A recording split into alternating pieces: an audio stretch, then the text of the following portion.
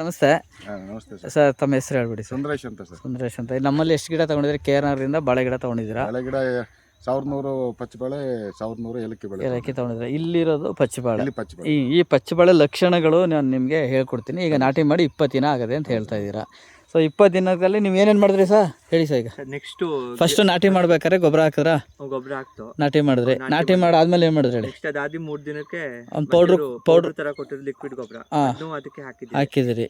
ಈಗ ಅಲ್ಲಿ ಹಾಕಿ ಈಗ ಟೋಟಲ್ಲು ಅದು ಹಾಕಿ 15 ದಿವಸ ಗಿಡ ನಾಟಿ ಮಾಡಿ 20 ದಿನ. 20 ದಿನ ನೀವು ನಾಟಿ ಮಾಡಿದ್ಮೇಲೆ 20 ದಿನಕ್ಕೆ ನಮಗೆ 3 ಎಲೆ ಬಂದಿರಬೇಕು. ಎಷ್ಟು? 3 ಎಲೆ ಬಂದಿರಬೇಕು. ಆಯಿತಾ? 3 ಎಲೆ ಬಂದಿದ್ದು ನೀವು ಕೊಟ್ಟಿದ್ದು ಹೆಂಗೆ ಡೆವಲಪ್ ಆಗೈತೆ ಅಂತ ಈಗ ನಾನು ಹೇಳ್ಕೊಡ್ತೀನಿ. G9 ಬಾಳೆ ಲಕ್ಷಣಗಳೇನೆಂದರೆ ನೋಡಿ, ಈ ಥರ ಮಾರ್ಕ್ ಬಂದರೆ ಆರೋಗ್ಯವಾಗಿ ಚೆನ್ನಾಗಿದ್ದೀನಿ ಅಂತ ಗಿಡ. ಆರೋಗ್ಯವಾಗಿ ಚೆನ್ನಾಗಿದೆ. ಇದು ನಾವು ಕೊಟ್ಟ ಮೇಲೆ ನಿಮ್ಮ ಮನೆ ಹತ್ರ ಬಂದಿರೋ ಸುಳಿ. ಅದಾದಮೇಲೆ 1, 2, 3 ಬಂದು 4ನೇದು ಬರ್ತೈತೆ ಇದು. ಆಯಿತಾ? ಇದು ಬಿಸಿಲಿಗೆ ಒಣಗೋಗಿರೋದು. ಸೂರ್ಯನ ಕಿರಣಕ್ಕೆ ಭೂಮಿ ಕಾದು ಆ ಬಿಸಿ ನೀರು ಮೇಲ್ಗಡೆ ಆವಿ ಆದಾಗ ಸೊ ಆ ಥರ ಬೆಳ್ಳಗಾಗಿರ್ತವೆ ನಿಮ್ಮದು ಗಿಡ. ನಾಟಿ ಮಾಡಿದಾಗ ಬೆಳಗಾಗಿತ್ತಲ್ವ, ಒಂದೊಂದೆಲ್ಲ ಬೆಳಗಾಗಿರ್ತವೆ.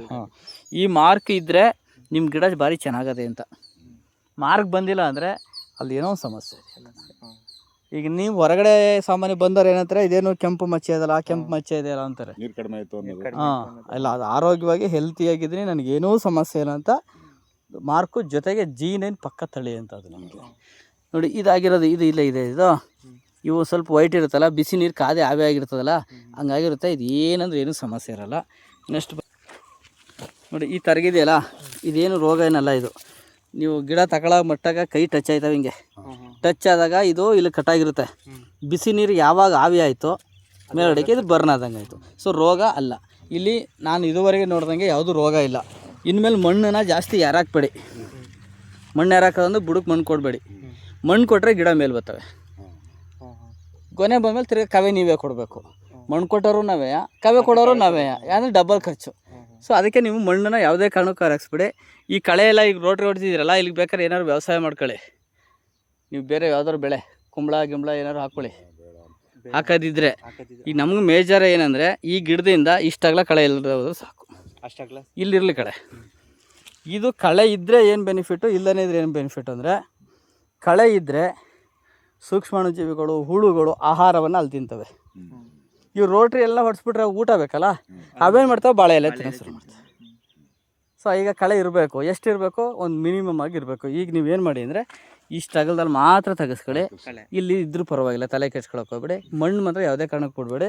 ನೆಕ್ಸ್ಟ್ ನೀವು ಸಾವಯವ ಗೊಬ್ಬರ ಕೊಟ್ಟಿದ್ದೀನಿ ಅಲ್ಲದ, ಅದನ್ನು ನೀವು ಡ್ರಂಚಿಂಗ್ ಮಾಡಾಗ ಅರ್ಧ ಲೀಟ್ರ್ ಇಲ್ಲಿಗೆ ಬುಡಕ್ಕೆ ಹರಿತದೆ ಎಲ್ಲ ಕಡೆಗೂ. ಕೆಮಿಕಲ್ ಗೊಬ್ಬರ ಕೊಟ್ಟರೆ DAP 10-20 ಈ ಥರ ಗೊಬ್ಬರ ಕೊಟ್ಟಾಗ ಯಾವುದೇ ಕಾರಣಕ್ಕೂ ಒತ್ತಿ ಕೊಡೋಂಗಿಲ್ಲ. ಈ ಗಿಡದ ಎಲೆ ನೋಡ್ಕೊಳ್ಳಿ, ಯಾವುದೇ ಸುಳಿ ಎಲೆ ಅದು ಪಕ್ಕದ್ದು ಇಷ್ಟು ದೂರದ ಕೊಡಬೇಕು ಇಲ್ಲಿಗೆ. ಇಷ್ಟುದ್ದ ಹೈಟ್ ಬಂದ್ಬಿಡ್ತು, ಆಗೆಲ್ಲ ಕೊಡಬೇಕು, ಈ ಕಡೆ ಕೊಡಬೇಕು, ಹೊರಗಡೆ ಲೈನು ಕೊಡೋದೇ ಬೇಡ. ಈಗ ಆಮೇಲೆ ಫುಲ್ ಎಲ್ಲ ಚೇಂಜ್ ಮಾಡ್ಕೊಂಡ್ರಾಯ್ತು. ಸೊ ಇದು ಬಿಟ್ಟರೆ ಬೇರೆ ಇನ್ನೇನಾದ್ರು ಡೌಟ್ ಇದೆ ನಿಮ್ಗೆ ಹೇಳಿ ಸರ್. ಏನಾದ್ರು ಇದ್ದರೆ ನಾನು ಎಲ್ಲಿ ಶೀತ ಜಾಸ್ತಿ ಎಲ್ಲರೂ ಆಗಿದೆಯಾ? ಎಲ್ಲೂ ನೀರು ನಿಂತಿಲ್ಲ ಇಲ್ಲಿ ಅಂದರೆ ಸರ್, ನಿಮಗೆ ಸುಳಿ ಎಲೆ ಬಂದಿರೋದೆಲ್ಲ ಗೊತ್ತಾಯ್ತಾ ಇರ್ತದಾ? ಎಲ್ಲ ಬದಲಾವಣೆ ನೋಡಿ, ಇದೆಲ್ಲ ಹೊಸ ಎಲೆ ಬಂದಿರ್ತಕ್ಕಂಥದ್ದು. ನೀವು ಭೂಮಿಗೆ ಕೂರಿಸಿದ ಮೇಲೆ ಸರ್ ಈ ಎಲೆ ಮಚ್ಚಿ ಬರೋದು. ನಮ್ಮ ಹತ್ರ ಇದ್ರೆ ಬರೋಲ್ಲ. ನಮ್ಮ ಹತ್ರನೂ ಕವರಿಂದ ಬೇರೆ ಹೊರಗಡೆ ಬಂದು ಭೂಮಿ ಟಚ್ ಆದರೆ ಈ ಮಚ್ಚೆ ಬರುತ್ತೆ. ಸೊ ಹೆಲ್ತಿಯಾಗಿ ಆರಾಮ ಬರುತ್ತೆ. ಸೊ ಏನೂ ಸಮಸ್ಯೆ ಇಲ್ಲ ಸರ್. ಇದು ಏನೋ ಡೌಟ್ ಇದ್ದರೆ ಕೇಳಿ ಸರ್. ಈಗ ನಿಮ್ಗೆ ಏನೋ ಡೌಟ್ ಇದೆ, ಇನ್ನೇನಾರು ಮಾಡಬೇಕಾ ಹೆಂಗೆ? ಆಮೇಲೆ ನೀವು ಗಿಡಗಳು ಹೆಂಗೆ ಅಬ್ಸರ್ವ್ ಮಾಡಬೇಕು ಅಂದರೆ, ಇದೊಂದು ಗಿಡ ಇದೆ, ಇಲ್ಲಿ ಈ ಥರ ಕರಗಾಯ್ತಾ ಇದೆ ಅಂದ್ಕೊಳ್ಳಿ. ಇದು ಬಿಸಿಗೆ ಆಗಿರೋದು ಅಂತ ಹೇಳಿದೆ ನಾನು. ಇದು ಕಪ್ಪು ಬಣ್ಣ ಬಂದರೆ, ಈ ಕಲರ್ ಬಂದರೆ, ಇದು ನೀರು ಬುಡದಲ್ಲಿ ಜಾಸ್ತಿ ಆಯ್ತದೆ. ಬುಡದಲ್ಲಿ ನೀರು ಯಾವಾಗ ಜಾಸ್ತಿ ಆಯಿತು ಆವಾಗ ನೀರು ಕಡಿಮೆ ಮಾಡಬೇಕು. ಇಲ್ಲಿ ಗಂಟೆ ಒಣಗಿರ್ತದೆ, ಕೊಳ್ತೋಯ್ತದೆ ಅಂತ ಒಳಗಡೆ. ಆವಾಗ ನಾವು ಇಲ್ಲಿ ಗಿಟ್ಟು ಹಾಕೋದು. ಗಿಂಟು ಹಾಕ್ಬಿಟ್ಟು ಒಂದು ಪೆನ್ನು ತೂದಿಯಷ್ಟು ಗ್ರೀನ್ ಇರುತ್ತೆ, ಆವಾಗ ನೀರು ಅವಾಯ್ಡ್ ಮಾಡಿಬಿಡ್ಬೇಕು. ಈಗ ನೀರು ಎಷ್ಟು ಕೊಡಬೇಕು ಇಲ್ಲಿ ಪರಿರಿ ಮಣ್ಣು ತೆಗೆದಾಕಿ.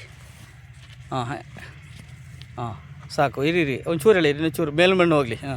ಈ ಕೆಳಗಡೆ ಮಣ್ಣ ಒಂದು ಹಿಡಿ ಹಿಡ್ಕೊಳ್ಳಿ. ಊಟಕ್ಕೆ ಹಿಡ್ಕೊತಿರಲ್ಲ ಮುದ್ದೆ ಹಂಗೆ ಒಂದು ಸುಮ್ಮನೆ ಇಷ್ಟು. ಈಗ ಅರ್ಧ ತೆಗೆದಾಕಿ, ಹಿಡಿಯೋಕೆ ಹಾಕಿಲ್ಲ ಅಂತ ಅಷ್ಟೇ. ಈಗ ಹಂಗೆ ಒಂದೇ ಸಲ ಮುಗ್ಬೇಕು. ಇಷ್ಟು ಗಟ್ಟಿ ಆದರೆ ಇನ್ನು 3 ದಿನ ನೀರು ಬೇಡ ಅಂತ. ಬಾಳೆ ಗಿಡಕ್ಕೆ 3ರಿಂದ 4 ದಿನ ಕಡಿಮೆ ಮಾಡೋದು ತೊಂದರೆ ಇಲ್ಲ. ಹಂಗೆ ಅಮ್ಮಕ್ತಾಗ ನೀರು ಹಂತ್ರೆ ಇನ್ನೂ 10 ದಿನ ನೀರು ಕೊಡೋಂಗಿಲ್ಲ ನೀವು. ಸರಿ ಸರಿ. ಅದರಲ್ಲಿ ಈಗ ಹಿಂಗೆ ಸುಮ್ಮನೆ ಹಿಂಗೆ ಅಮ್ಮಕ್ತಾಗ ಕುಂಕುಮ ಥರ ಹೊಡೆದೋಯ್ತದೆ ಅನ್ಕೊಳ್ಳಿ, ಹೊಡೆದಾದ್ರೆ 2 ದಿನ ನೀರು ಬಿಟ್ಟು ನೀರು ಕೊಡಬೇಕು. 2 ದಿನ. ಇಲ್ಲಿ ಮೇಲ್ಗಡೆ ಧೂಳ್ನಂಗೆ ಆಗಿದೆಯಲ್ಲ, ಈ ಥರ ಧೂಳ್ನಂಗಾದರೆ ಇವತ್ತೇ ನೀರು ಕೊಡಬೇಕು. ಇದನ್ನು ನೀವು ನೀರು ಕೊಡೋದು ಬಹು ಮುಖ್ಯ. ಬಾಳೆಗೆ ಯಾವುದೇ ಬೆಳೆಗೆ ನೀರು ಕೊಡೋದು. ಅದು ನೀರಿಂದ ಡೌಟ್ ಇದ್ದಿದ್ದು. ಹಾಂ, ನೀರಿನ ಡೌಟ್ ಅಂತಂದರೆ ಈಗ ನೋಡಿ, ಈಗ ಅಲ್ಲಿ ಮಣ್ಣು ಪರದ್ರಿ ಅಲ್ವಾ, ಇಲ್ಲಿ ಪರೀರಿ, ಇಲ್ಲೂ ಶೀತ ಇದೆಯಲ್ವಾ, ಸೇಮ್ ಅಂಕೆ ಒಂದ್ಸರಿ ಯಾವತ್ತೂ ಒಳಗಡೆ ಮಣ್ಣನ್ನು ಹಿಡ್ಕೋಬೇಕು. ಇದು ಮೇಲ್ಮಣ್ಣು ಮಿಕ್ಸ್ ಆಯಿತು. ಮೇಲ್ಮಣ್ಣು ಮಿಕ್ಸ್ ಆಯಿತು, ಕುಂಕು ಥರ ಹೊಡೆದೋಯ್ತು ಅಂದರೆ ನೀರು ಆ ನೆಕ್ಸ್ಟ್ ಡೇಯಿಂದ ಕೊಡಿ.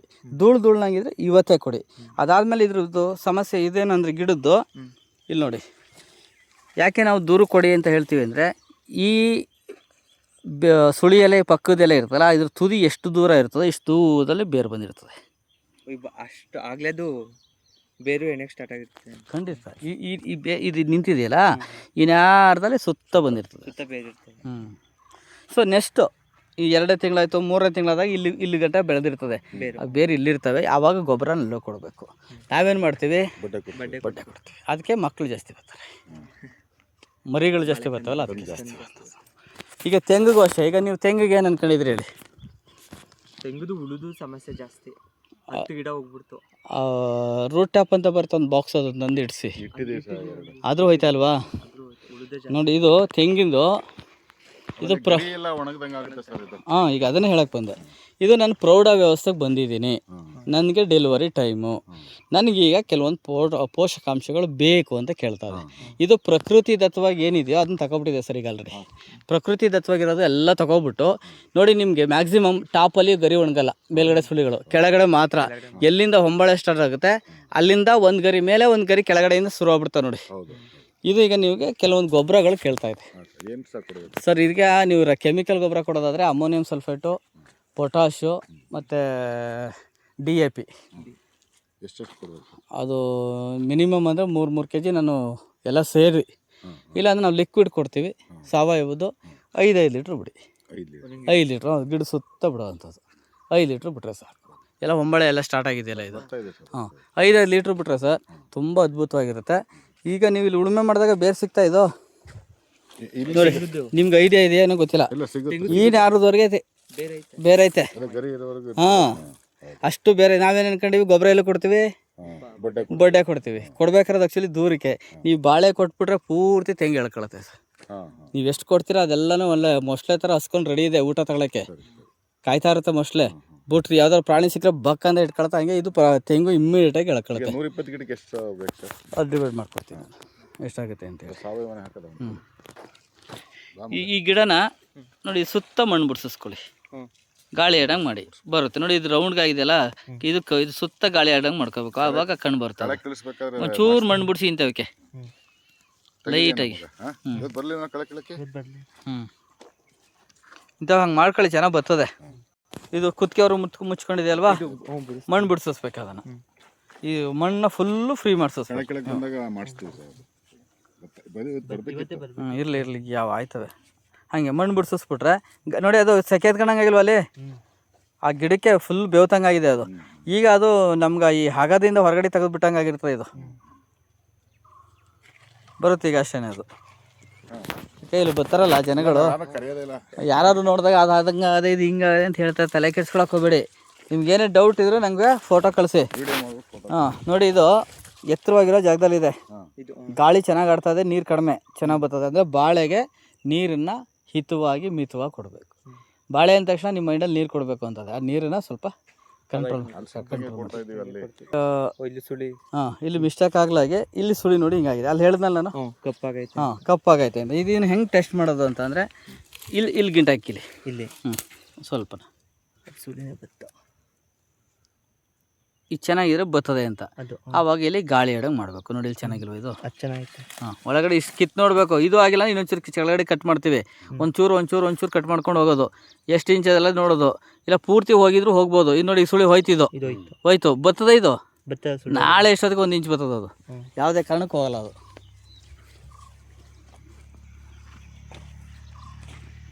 ಎಲ್ಲ ಸ್ಟ್ರೆಂತ್ ಚೆನ್ನಾಗಿದೆ. ಒಟ್ಟಿನಲ್ಲಿ ಈ ಥರ ಮಣ್ಣು ಬಿಡ್ಸ್ಕೊಂಡು ಈ ಥರ ಬಾಗಿರ್ತವೆ, ಅವೆಲ್ಲನೂ ಬಿಡ್ಸಿಸ್ಕೊಳ್ಳಿ ಅದನ್ನ.